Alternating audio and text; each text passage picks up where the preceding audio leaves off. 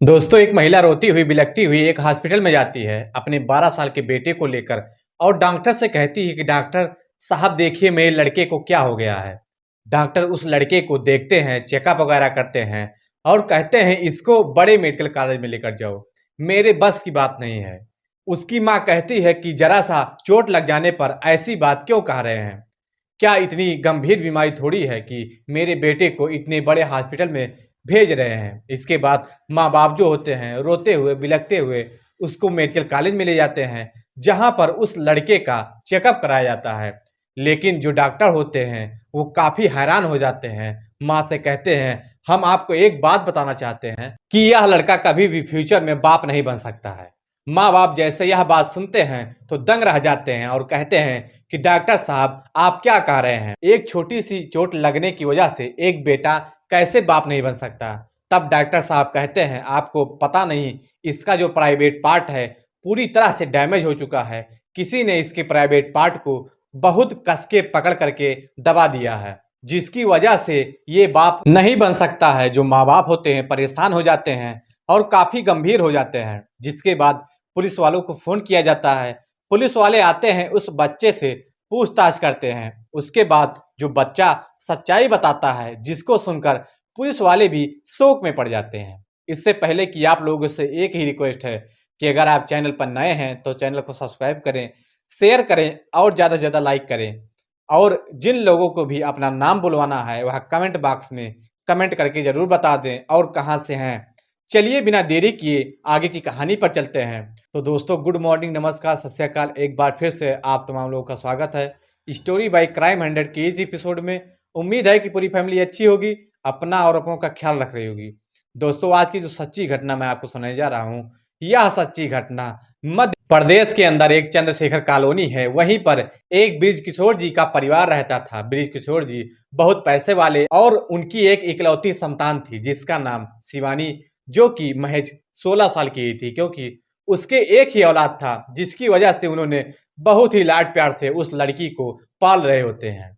जैसे कि आप लोग जान ही रहे होंगे कि 16-17 साल की उम्र में आज के ज़माने में लड़का हो चाहे लड़की हो बहुत ही मैच्योर हो जाते हैं। लेकिन शिवानी जो थी उसके दिमाग की हालत बहुत कमज़ोर थी। उसे छोटे छोटे बच्चों के साथ खेलना, बैठना, उठना, उसे दोस्ती करना बहुत अच्छा लगता है।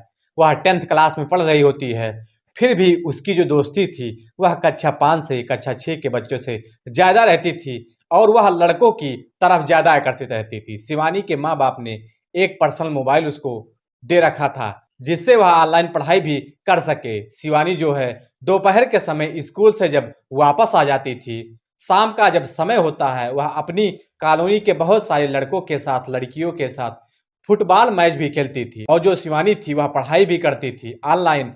तो मोबाइल में कुछ ऐसी गंदी साइड उसने देखी जिसके चलते उसका जो दिमाग था पूरी तरह से भ्रमित हो जाता है, यानी कि जो उसका दिमाग होता है बिल्कुल काम नहीं करता। उसे गंदी वीडियो देखने की लत लग चुकी थी, इस कदर लत लग चुकी थी कि 16 साल की लड़की के दिमाग की हालत कमजोर थी। वह यह सब देखती थी तो उसके अंदर जो हार्मोन्स होते हैं उत्तेजित हो जाते हैं और उसे भी लगता है कि जैसे इस वीडियो में हो रहा है मैं भी ऐसा किसी के साथ कर सकती हूँ। जिसके बाद उसी के कॉलोनी में रहने वाला एक 12 साल का लड़का जिसका नाम अरुण होता है, क्योंकि शिवानी और अरुण एक ही स्कूल में पढ़ते थे, उन दोनों की दोस्ती बहुत अच्छी होती है। एक दिन शिवानी के जो माँ बाप होते हैं वह बाहर गए होते हैं, तो शिवानी अरुण के साथ खेलने लगती है। जैसे शाम का समय होता है तो वह अरुण से कहती है कि अरुण मेरे साथ मेरे घर पर चलो, मैं तुम्हें कुछ दिखाती हूँ, मेरे पापा कुछ नए खिलौने लाए हैं। इसके बाद अरुण शिवानी की बातों में आ जाता है और उसके साथ चला जाता है। शिवानी उसे अपने कमरे में ले जाती है, कमरा अंदर से लॉक कर लेती है और अपने बेड पर बैठाती है। बैठाने के बाद उसे उस मोबाइल में गंदी वीडियो दिखाती है। 12 साल का लड़का समझता नहीं था, वो उन वीडियो को देखता है। वो बार बार कहता है शिवानी से कि मुझे जाने दो। शिवानी उस लड़के को जबरदस्ती बैठा लेती है और जब वो वीडियो देखता है तो उसके हार्मोन्स उत्तेजित हो जाता है। जिसके बाद वह सोचती है कि मुझे भी ऐसा ही करना है। वह उस लड़के के सारे कपड़े एक एक करके उतरवाने लगती है और उसके साथ जबरदस्ती करती है और उससे कहती है कि जैसा वीडियोज में हो रहा है वैसा ही मेरे साथ करो, जल्दी करो। जो लड़का 12 साल का था वो इन सब बातों से अज्ञात था, उसे उस बारे में कुछ भी नहीं पता था। वह बेचारा चाह कर भी कुछ नहीं कर पा रहा था, जिसकी वजह से शिवानी जो है काफी उत्तेजित हो जाती है और गुस्से में आकर के उसके प्राइवेट पार्ट को कस के दबा देती है और उसको मारने लगती है। जब वह लड़का कुछ नहीं कर पाता है तो वह गुस्सा हो जाता है।